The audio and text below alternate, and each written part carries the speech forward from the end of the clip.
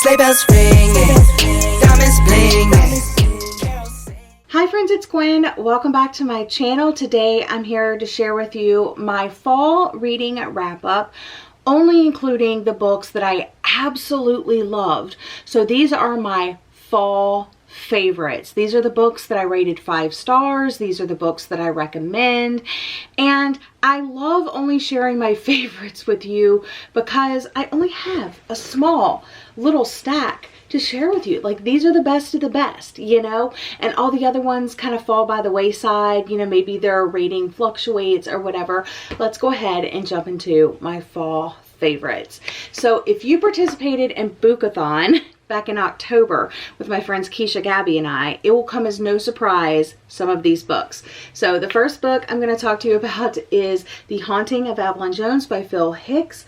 I loved this book. It was the perfect middle grade book for the read-a-thon. It was the perfect middle grade book for me because it's about our young protagonist, Evelyn Jones, and she's going to stay with her aunt in this small coastal seaside town, and it's haunted. So she finds this book in this used bookstore, and she finds out that it previously belonged to another young girl, and that young girl went missing.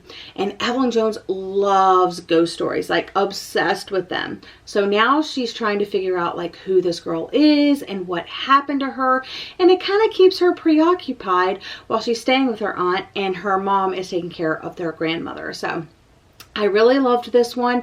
We have an entire live show book discussion on my channel, so I will try to remember to link that below if you are interested in all 3 of our thoughts. I think pretty much everybody enjoyed the book. I don't think anybody rated this low. The vibes are right. I definitely recommend reading it in autumn because it just like sets the mood, but I loved this one. I also read the second one, didn't love it quite as much, but yeah, this is a definite read. So I was a little hesitant going into a middle grade readathon because I didn't know which books I wanted to pick up. So I got a lot of my recommendations from Keisha because she's like the middle grade spooky middle grade queen. And one of those was Midnight at the Barclay Hotel by Flora Bradley. And this is a murder mystery, and it is so good. It's so well paced. It has illustrations. It's like a normal adult murder mystery, but with younger main characters. So if you like murder mysteries, if you like cozy mysteries, then I would highly recommend this one. If you like locked room mysteries, if you like, I don't know, it had so many of the same hallmarks, and I absolutely loved them. Everybody that shows up at this hotel has secrets, and then when they get there, they find out that they're actually there to solve who killed Mr. Barclay. So I liked it. It was surprising in so many ways. Some of the twists I caught on to, some of them I did not, and it was just an all-around fun ride. If you're interested in more of my thoughts, you can definitely check out my Book-a-thon reading vlog. Then I picked up another super surprising book, and that is The Mystery of Black Hollow Lane by Julia Noble, and I loved this so much. It was magical without being magical. It was like a dark academia, like National Treasure, Harry Potter vibes, again, without the magic. So you follow our main protagonist, Emmy, as she is shipped off to yet another boarding school because her mom just doesn't have time to take care of her. And when she gets there, it's just so cool. She immediately makes friends. She has like it's like they're a trio of friends.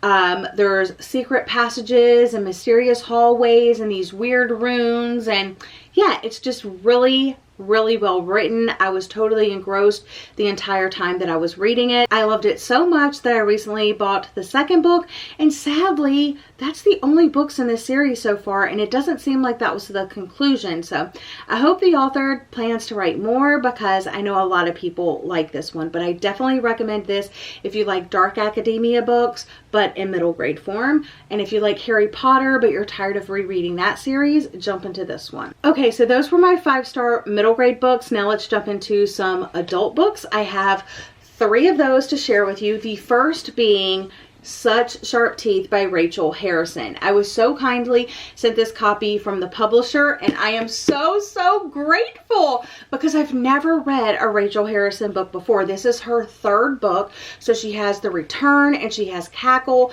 and I want to read both of those now. This is a subtle horror novel, and it's so unlike anything I've ever read before.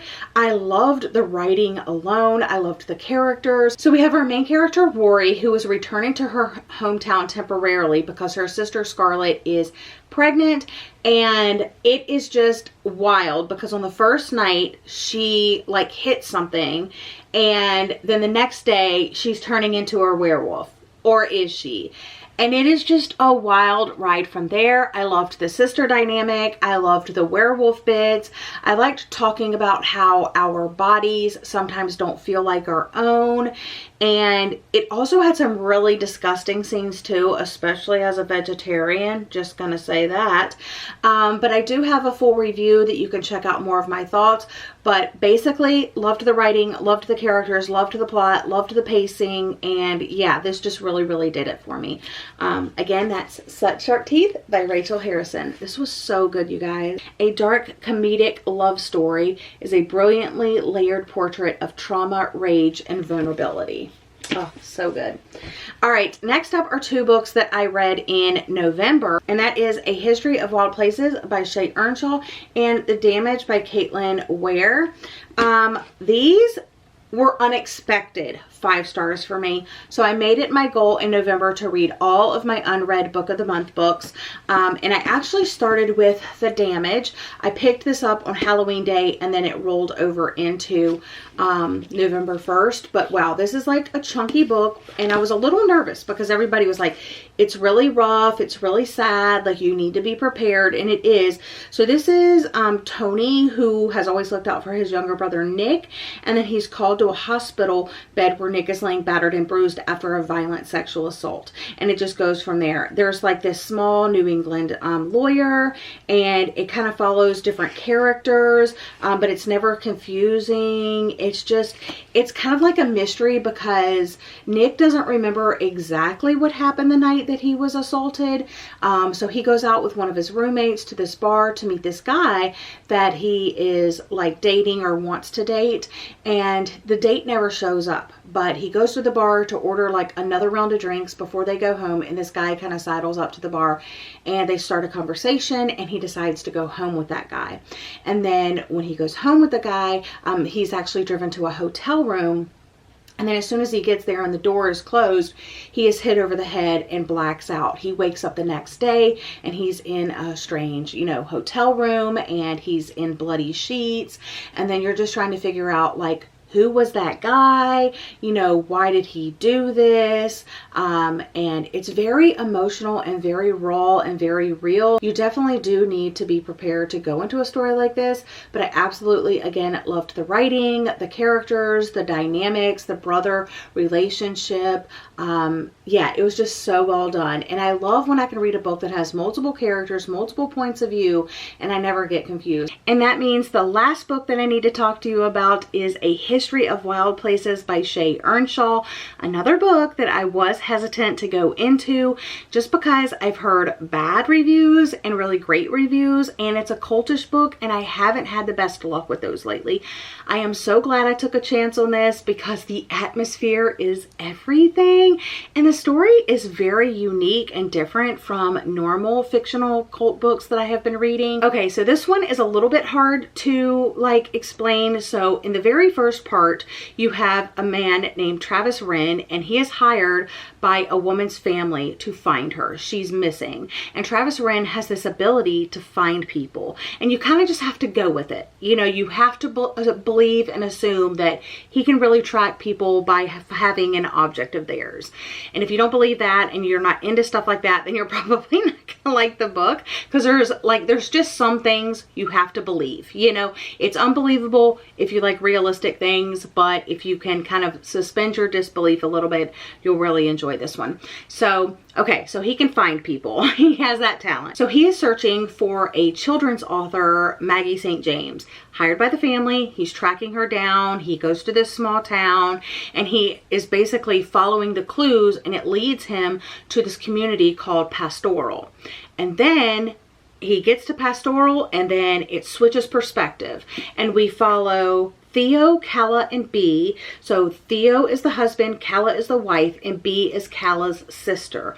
Also, B is blind. And Theo is one of two people that keep a watch on this, like they have like a guard, you know, tower guard shack type thing. And he leaves the community slowly but surely, and he discovers this abandoned truck. And inside he finds a picture of Maggie St. James. It has it on the back. And he's like, wow, who is this person? I'm so intrigued. But the thing is, he can't really like just go around Pastoral asking people like, oh, do you know who this is? Do you know who this is?